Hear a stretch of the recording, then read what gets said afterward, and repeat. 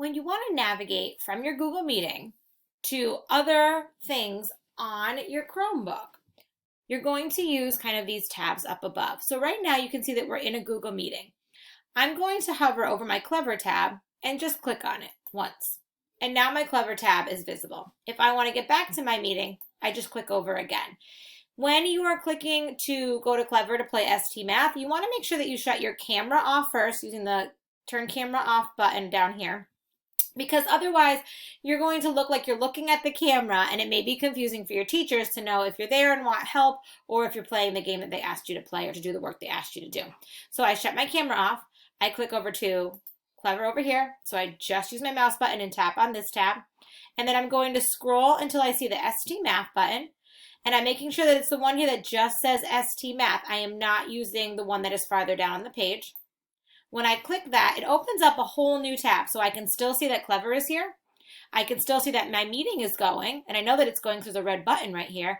And then I have my ST Math loading on this page. I can toggle between any of these things at any time. Once ST Math is playing, and let's say I want to go ask my teacher a question.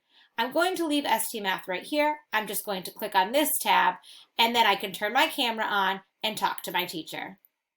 And I'm probably going to want to unmute and say, "Hi, can you help me with," and then shut my camera back off and go back to ST Math.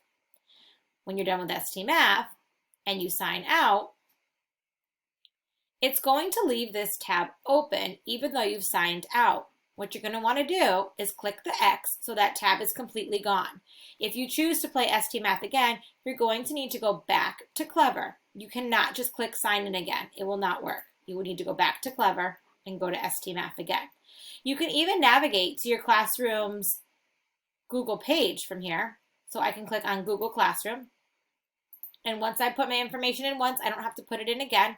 And you can see we've got lots of Google Classrooms here in my house on this computer. But I'm going to go to what a student Google Classroom would go to. And here's all the different classes that I can go into. And so if I want to go into my homeroom class, I could just go right here. And as you can see, my meeting is still up.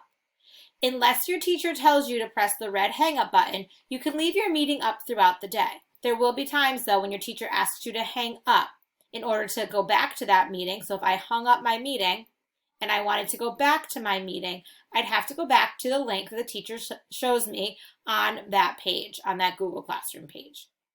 I hope this helps so that you can navigate between your Google Meeting, your Clever portal, the applications on Clever, and your Google Classroom.